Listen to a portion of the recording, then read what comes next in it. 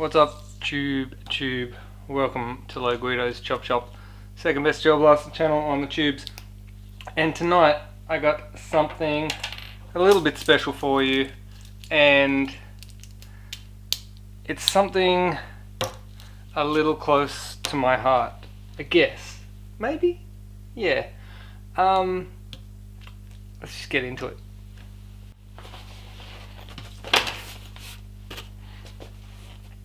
Now you might be able to tell what this is from the patch on the bag, and also you might be able to tell who made it from the bag. If we wind back a few years to when I did the LDT HK416, that was an amazing blaster for its time when it came out, and all jokes aside, when you see me with a bin full of LDT gearboxes, I am taking the piss, because LDT actually pretty much are head of the game when it comes to manufacturing gel blasters. And I love the fact that they always come with these nice bags. It's just a nice touch to have. But the HK series from LDT is certainly the top end of gel blaster manufacturing, in my opinion. And I say gel blaster manufacturing, I'm referring to gel blaster manufacturing, not airsoft that has been remanufactured into gel blaster form as such. There's a lot of that on the market, and they're great and they're amazing. Some of them are freaking awesome. But in terms of starting from scratch with a gel blaster to be a gel blaster, LDT has picked up where JM left off. JM kind of left the game. I don't know what they're doing. They were top of the tables for a little while there, and then I think when the 416 hit, it really changed the game in terms of quality of gel blasters. And the LDT V2 gearbox is now the standard for gel blasters. Like, if you're loading a V2 gearbox into anything, you will usually be using an LDT gearbox or a derivative of that LDT, or something that's copied the dimensions of that LDT, or an LDX, which is the expert advanced version of the LDT gearbox. So wherever you are, whatever you do, if you're into gel blasters, you've probably come across LDT somewhere, some shape or form. And the UMP45 is also close to my heart, because in the early days of Gen 8s, when Jingming was sort of leading the way in gel blaster technology, the Gen 8 gearbox was top tier. It was the first box that used interchangeable hard polymer parts. So having the nylon UMP45 show it with the Gen 8 back in the day, that was a big turning point for me. So I mean, the UMP holds a special place in my heart, just for where it puts me personally. This looks every bit as nice as the Gen 8 version, if not better. The quality of this nylon and these embossings all looks really, really top notch. I'm going to take it out of the bag, but I've noticed a couple of things already straight off the bat. One of the first things I've noticed is we have a fire select switch that has got safe, 1, 2 and many. So I'm assuming that that's single, dual burst and lots. Pew pew pew pew pew pew. So assuming that's got multiple clicks, which it does have, this has got to have some sort of fire control unit inside there to provide that, if it does indeed have that. let's get it out of this bag so we can see it on the table. Apologies for yarping on a little bit there with the black on black background. It doesn't really do justice to this. Now you can see it on the wood, and you'll see it's very nice. It's full nylon construction. It does have alloy front rails. This is an alloy top rail as well. Charging handle is nylon, and does have a magazine with this sort of fake brass insert in there, which does look kind of cool. Top opening to feed your gels in there, and that does have a really cool look to it. Of course, it's got the obligatory UMP folding stock, and what probably has to be one of the largest battery doors I've ever seen in my life. The most excessive cast alloy battery door there. That's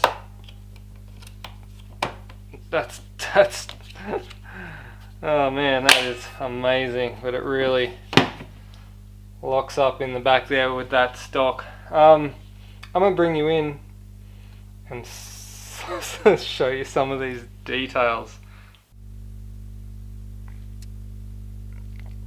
Look at this.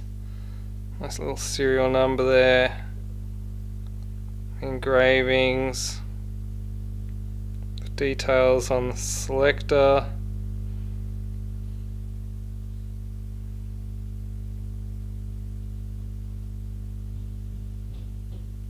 That real nice crisp nylon. Really is a real nice looking and feeling blaster. It's got a good weight to it. It's got a good feel to it. The magazines feel nice as well. One thing that I have noticed when I've been sort of mucking around, I haven't actually hooked a battery up and fired this thing yet, but one of the things that I've noticed, the metal trigger is completely dead feeling. There's nothing there. It's completely dead. So there's no click, there's no switch, there's no nothing. And that makes me think this has got different modes and a dead trigger. It makes me think that it must have an optical Mosfet in it. I don't know,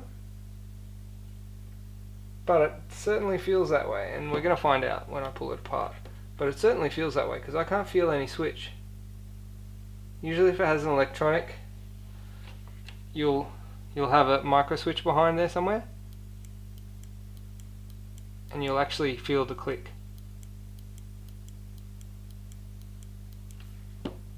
With the optical, there's nothing. You don't feel anything. So I think it might be optical. Anyway, just speculation at this point. I should really hook a battery up to this, load some gels in, and take it to the Chrono and get a baseline reading for what this thing is doing. Okay, I'm just going to have to charge a battery up for this. While that's charging, I will mention that the selector is ambi, and when you pull the charging handle back, it does expose the side of the gearbox here, and it opens that ejection port dust cover and exposes the side of that very familiar LDT looking cylinder. It is not a very familiar LDT looking box though. That doesn't look like any LDT box I have seen before, but I get the feeling that just because of the dimensions of it, it's a V3 box, And I haven't actually seen a LDT V3 box before. So this is going to be a first for me. And for you on this video, if it is. You might have seen them before. But that is quite interesting. Alright, now just fold this stock out of the way so I can get to this battery compartment.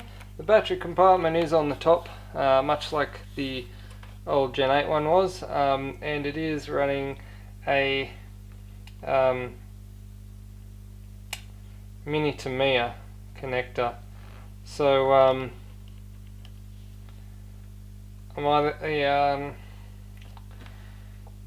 don't have a battery. I don't have a mini to Mia battery. I might need to re-terminate that with something else, or find out something that I can.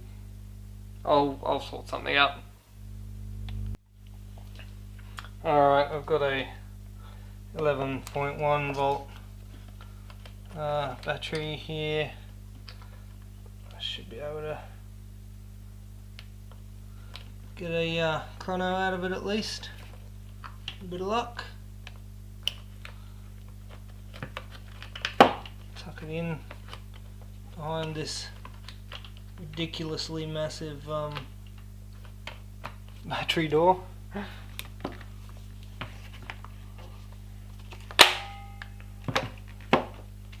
Alright.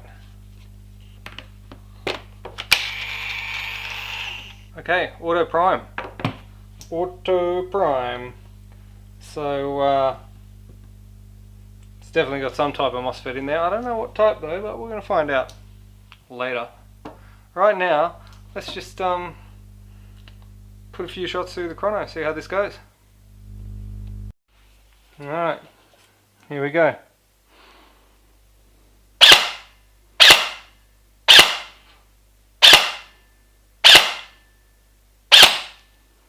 Oh, there we go.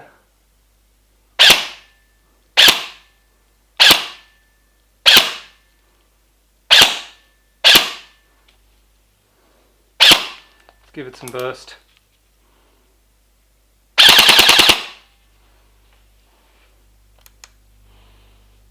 Alright. Max of 304, min of 219, and an average of 275. Not too shabby. Not too shabby at all. Okay, so one of the things I just noticed then, and you may have noticed as well, the feed tube in this mag is one of the longest feed tubes in gel blasters. So even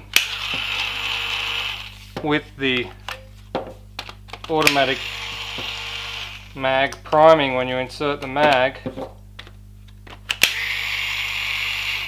it takes about 3 inserts before you finally get gels in the tube. So keep that in mind. Even with the automatic mag prime, you're still going to need to fire a few blanks before you're going to be shooting any gels out. Gels, here they are, just in case you didn't know. If you've been watching the channel, you don't know what these things are. They are gels, they're little balls of jelly.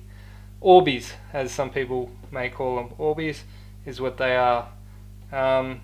Yes, this propels Orbeez out the end of it. Yeah, a lot of people actually watch my videos for the first time and they're like, what the heck are gel blasters? There you go, it's a gout that propels Orbeez. Now you know.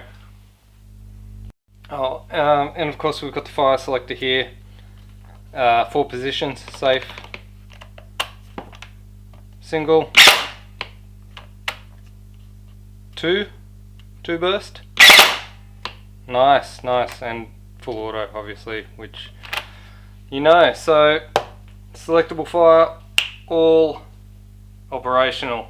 Excellent. Alright, let's crack right on into the teardown on this thing. Start with removing the battery.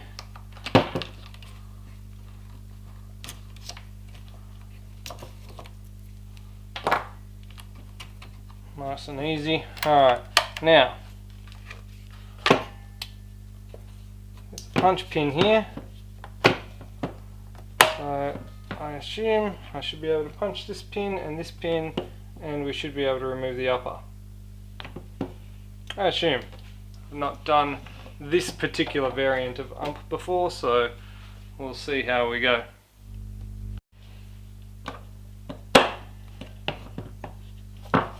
Alright. The rear pin. Now it's just going to tilt. Oh, it is. Look at that. Boop boop. Just drop it out like that. Oh, that is spectacular. That is spectacular. You don't even have to punch this front one.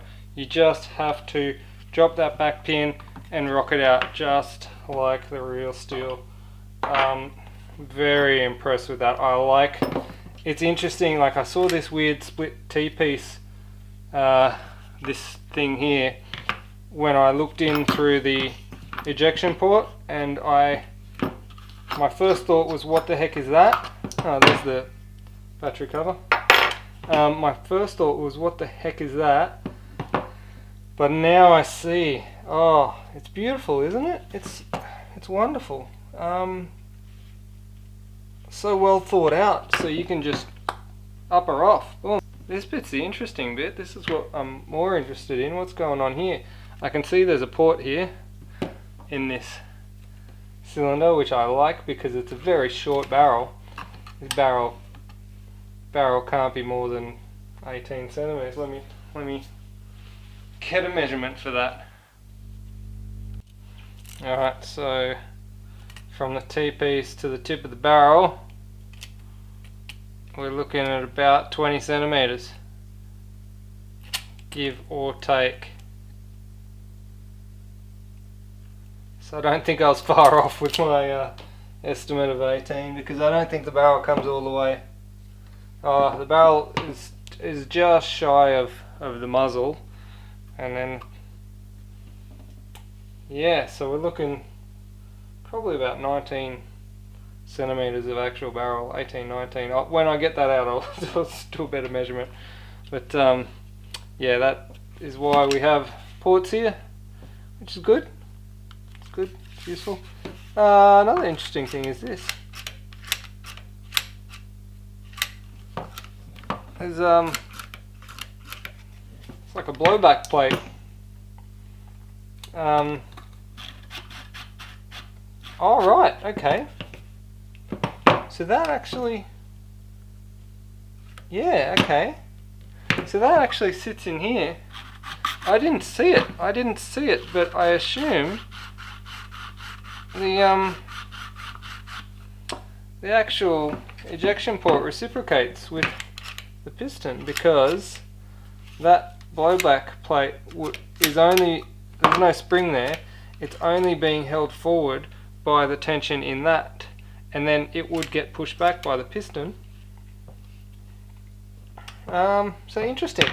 And there's definitely some score marks on the top of the gearbox from where it does rub against it there. It reciprocates a bit. I mean, yeah, definitely has some sort of action in there. Mag terminals here, mag terminal there, and mag terminal there. They are integral to the bottom half of the weird T-piece that we've got. Ooh, I can see a bit of the fire control unit on the side there, a bit of electricery.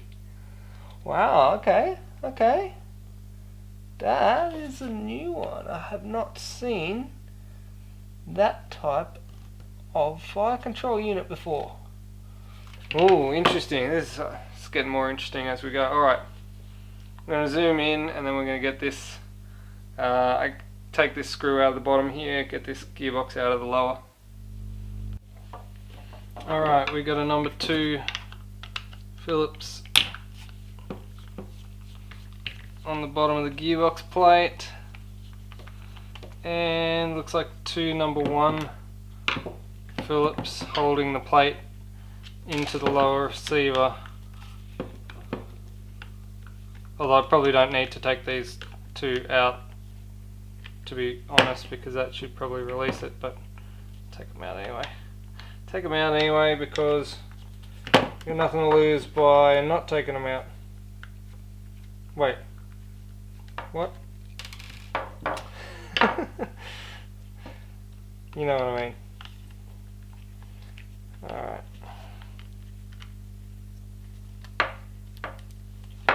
So this bottom plate free now. Should be free. There we go. We can see the bottom of the motor there. Oh, that's interesting. Very interesting. The hole that I actually just used to remove the plate, this hole here, is actually a hole you can stick an Allen key through and adjust the motor height. I've never seen adjustable motor height on a V3 gearbox, but although this isn't really specifically a V3, is it? Like, it is a V3-ish style, but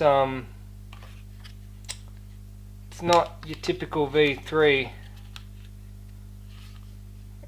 It's a V3 shape, but it's kind of looks like it's kind of its own thing, or maybe, I don't know. We'll see when I get this further out. Now I imagine I'm going to have to punch a pin to get this out. Could be this pin. These pins look like they're fake, so we'll go with that.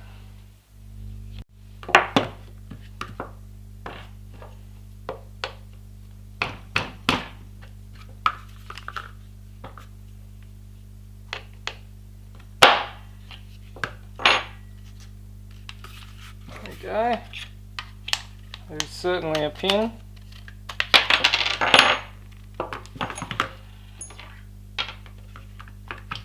Now the gearbox feels free. Alright, so, however, the mag terminal plate is screwed in here with two Phillips heads.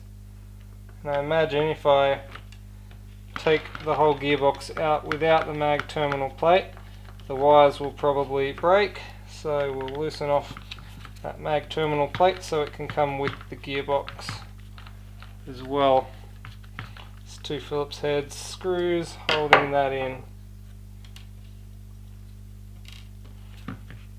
Now, you might need to move the selectors into a certain position. Okay, I've worked it out. So you have to have it in single, sort of loosen it up, and then it's just really tight. You've got to push the motor out from the bottom. There we go. And then make sure your mag terminal plates come with you. And there's the Mosfet. Look at that. It's intense, isn't it? Alright. Oh, there we go. It's really tight. So tight, in fact, that one of the motor wires is very, very, very squashed there. Might have to do something about that, but let's move that receiver up. Hey, this is cool. Receiver has ambi. Don't have to take any of the selectors off. Don't have to align anything. The ambi stays in there when the box is out, and when you drop it in, it'll all be ready to go. I've not seen a V3 that doesn't have terrible ambi. Like when you're trying to put it back together, ambi is difficult. Okay, so here's the trigger. It's not optical. It's just got a very, very soft micro switch there. Look at it. Doesn't click, no clicks. It's just a very, very soft micro switch. I'd like to have something a little bit more tactile, but anyway, that's neither here nor there. It doesn't really matter. Super interesting. This Mosfet or fire control unit. Very interesting. It says MXU version 1.2. I don't know who makes this. Is this a specific to the LDT V3 Mosfets? I'll have to review a G36 sometime soon so I can compare it. Yeah, it certainly doesn't look like one that I've seen before. It's not a big R or anything like that that I'm aware of. It might just be a bespoke LDT piece. Cool nonetheless. Very cool. I like the way it's all wired in nice and neatly to the gearbox. Don't have to worry too much about wires going about the place, with the exception of these mag terminal wires, which, you know, this black one was a little bit too long, but other than that, not too bad. I thought it was a bit weird when I saw the black wire going underneath the nozzle. When I looked through the ejection port. Yeah, interesting.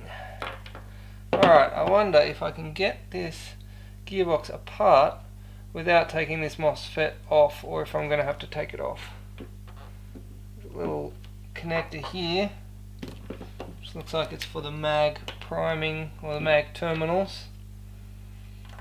Runs across the back. Battery minus, battery positive, motor minus, and I guess motor positive would just be battery positive. So there. Would have liked this motor wire to just be a little bit further there so it doesn't get squashed. But yeah, other than that, I guess we need to take this apart. So, looks like I will have to take this fire control board off the gearbox to get to the gearbox. Yeah, there's no other way. Just gonna have to undo all these little Phillips head screws and go for it.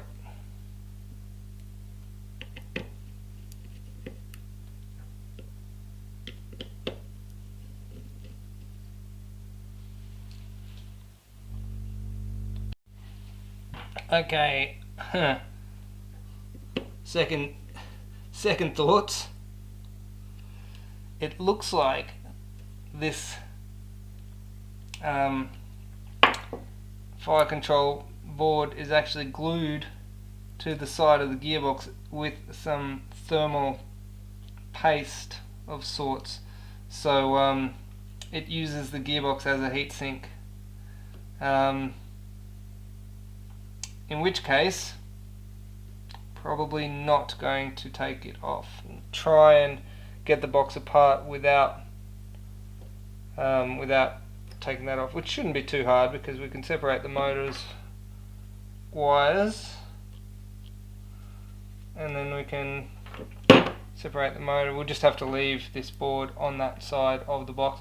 I should be able to get to all the screws I need to get to undo it. So leave it in place. Alright, we will start with removing the big screw at the back, the spring. I'll start by removing the spring. Looks like it's got a big flathead type arrangement in the back here.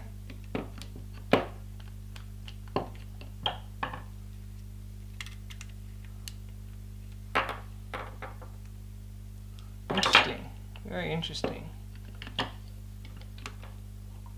Doesn't seem to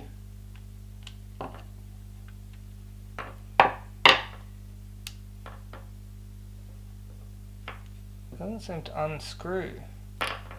I wonder if it's one of those weird, with some V3s they don't have the quick release spring and you've got to undo the whole box with the spring intact. Maybe that's one of these. I'll go with that and keep on keeping on, because that doesn't seem to want to undo. I'll look into that later.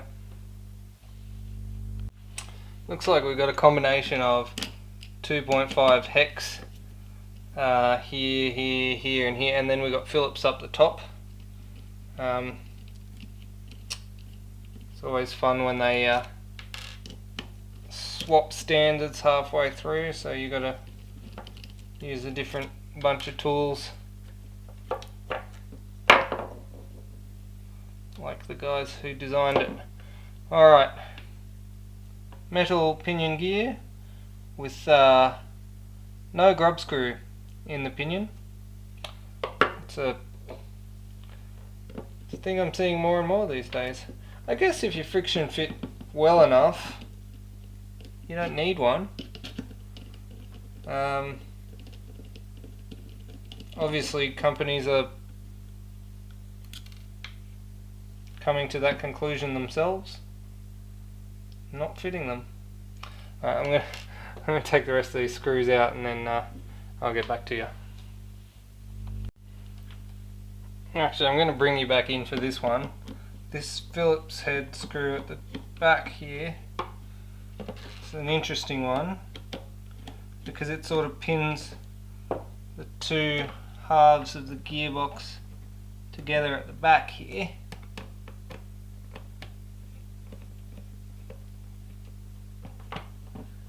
And it's got like a little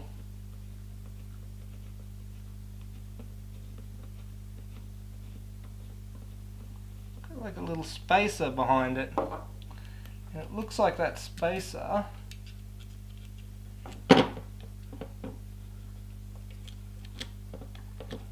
there, looks like that spacer stops the, oh no, it doesn't stop the blowback thing from popping out.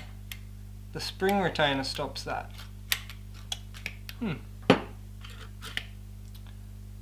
Either way, it's got a little spacer there, so that's fun. Remember that one when you're putting it back together. I am also going to pop this tiny spring out, which is actually for the safety, for the trigger safety. It's the mechanical lockout. I'm going to pop that little spring out. I'm not sure if I need to not sure if I need to take the safety out to open the gearbox, but I will pop it out just in case. Who knows?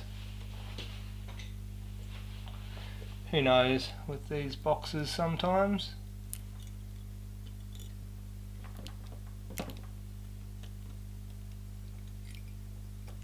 Oh, it's glued on there. Oh wow, that's interesting. It's actually glued on there. Well then, maybe I'll just leave that on. Maybe I'll just leave that on if it's glued. Obviously someone doesn't want it coming off. Oh, you know why it's glued? Oh, that's interesting. Because the travel of this isn't perfectly square with the surface of that.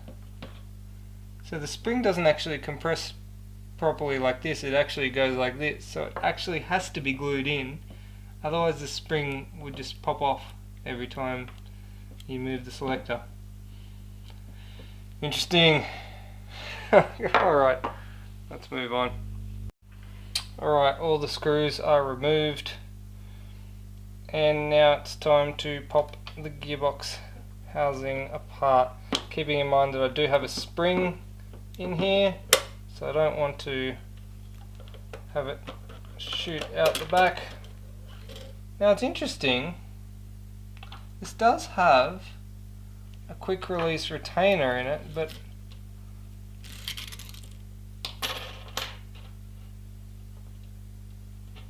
I couldn't seem to... Oh, see what they did to me? See what they did? Okay, so this big screw at the back holds the retainer in. So there's the screw there, and then the big screw holds the retainer in to the gearbox. It's probably got some Loctite or something on there as well. Right, so in theory you should undo that screw and then you can push it in and twist it. Right, let's see what they did there.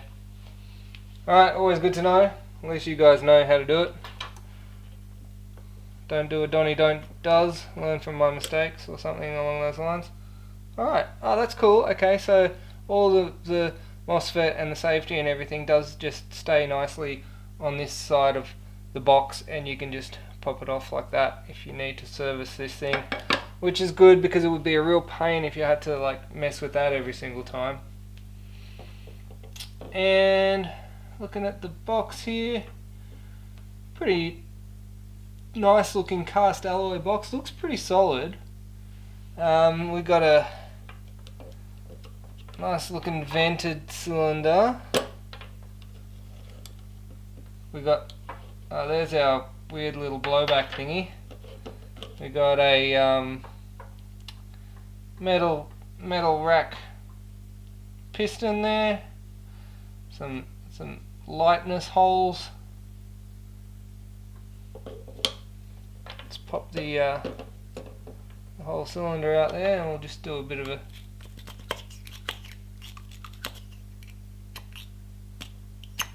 it's got pretty reasonable compression. It's one of those ones where the cylinder head sort of moves around real freely, so it's hard to do a good compression test because the cylinder head moves around on you. But looks like it's got pretty decent compression, and I think there's an O-ring. Yes, there is. There's an O-ring on the nozzle. Yeah, so even with the nozzle, yeah, nice compression. Good. Plenty of oil in there. Oil all over my fingers now.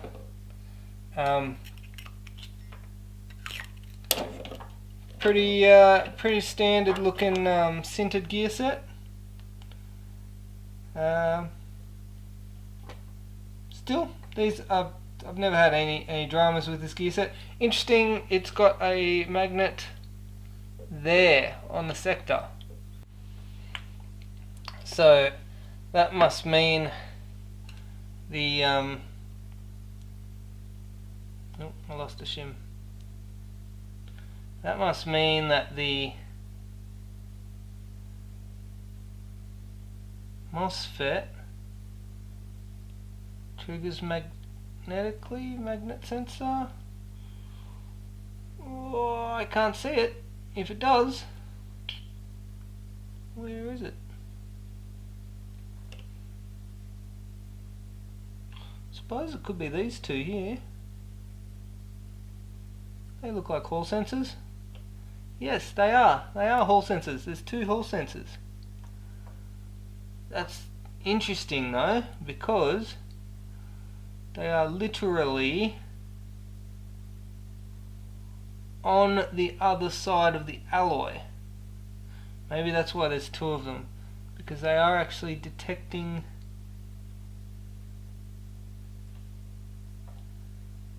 the passing of a magnet from the other side of the alloy. Yeah, it obviously must work. Interesting though, interesting. Cool. I would have thought that it'd be like inside one of these holes or something, but it's actually like, it's here. You can't even see that, I'm off camera. I would have thought it'd be like inside this hole or something like that, but it seems like it's actually up in here. Yeah, I don't know if you guys saw if I was off camera or not. These are the Hall effect sensors.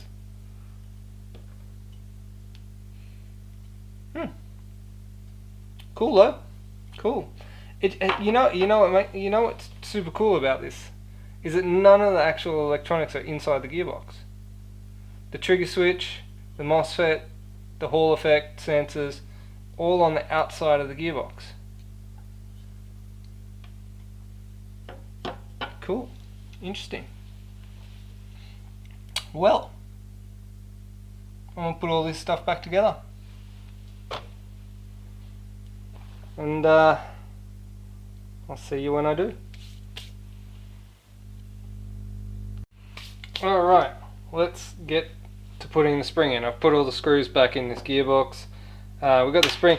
I'm pretty sure that's like an M100 spring, thereabouts. Here's the retainer. Now this is the little screw that was in the back of it. I've had to like clamp it and get a screwdriver to undo that because it was quite tight. Now I can get this in and out. So it is a quick release.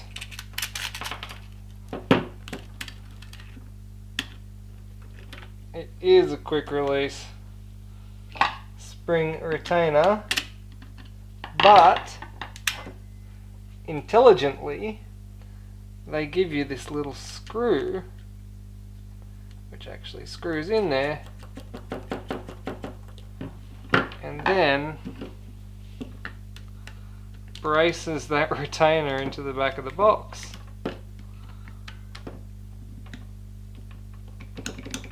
Very clever.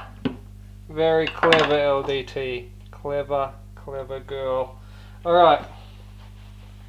I'll pop this back in. Now hopefully getting this back in should literally just be slide it into the lower and good to go. That's what I'm hoping. Let's make sure the wires are all in the right place. That was very, very tight when it came out, so I imagine it's going to be maybe not as tight when it goes back in. It slid right in real easy. Make sure I get that mag terminal block popped in there in the right spot before we go. This wire has to hook into its little position, which is covered in oil now. So it's a little bit slippery. And that wire, the negative wire on the mag terminals, just actually tucked behind the T-piece. Not the best solution, but it actually sort of runs under the box there. Just tucks behind the T-piece now. This should all just slide in. And that main battery wire comes out there, hooks there.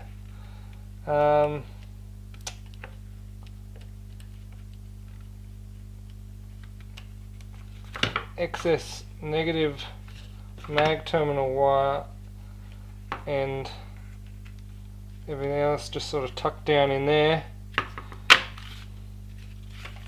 and that was it.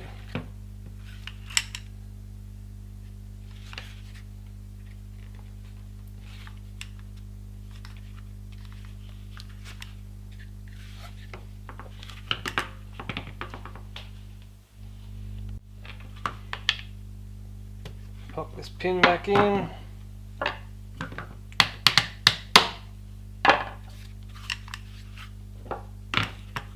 Let's get that upper. And the upper just wax on. Wait, there's a couple of screws on this bottom plate that I've got to put in. But let's get that upper because I want to have a look at that barrel. I didn't really have a good close look at that barrel yet. We'll check that out. Okay, I've got the upper back again, and like all things with this blaster, complex with simplicity. I tried to just slide the barrel out as you would usually. No, not with this one. You push it in and twist it. It's got a bayonet fitting and a spring that actually locks it into place. So you push it in, twist it, and that locks it into place in that spring, and then that sits perfectly there. Got a nice seal in there. Beautiful. And it is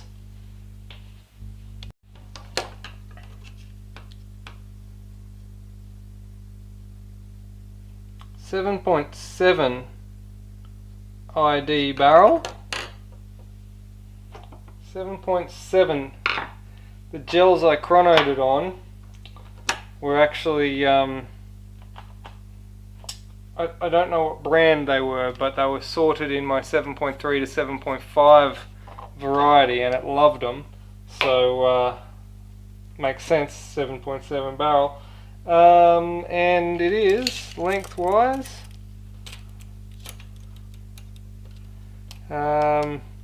18 centimeters, or if we measure the T-piece length to the T, it is 20 centimeters to the T. Nice. 300. This pushed 300 out of a short barrel. This is a nice thing. This is some buy out of the box, ready to go CQB blaster.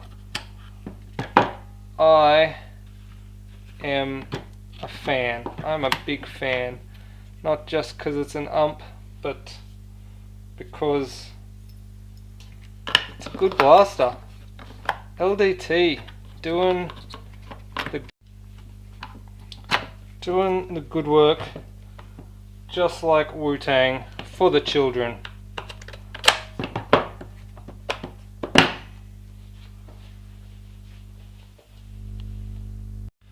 Well, ladies and gentlemen, that is one fine piece of plastic. And some of you out there might say, oh, it is plastic, but don't forget, the real HK UMP is polymer anyway, so yeah. I like it. I like it a lot. I've got to actually see this now, because I didn't see it when I tested it before the first time. Just from looking at the gearbox, that should reciprocate. So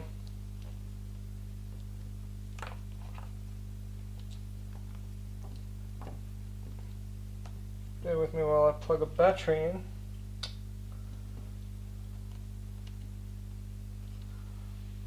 Alright. Take the mag out, even though it's empty. Take it out. Put it on semi. Oh yeah, it does. It does. It's not everyone's cup of tea, but it's a thing. And it's there. It's a thing, it's there, and it works. What a nice blaster. I really look forward to stuff from LDT, particularly their HKs. They seem to have a thing with HK, don't they? LDT and HK. Either way, that's it for me. If you want to get yourself one of these awesome patches, you can hit me up on Facebook and we can organise that for you. Also, if you want to support my channel and what I'm doing here, you can do that by buying me a coffee in the link below. And shout outs to Adam Hoy for buying me a coffee. Peace.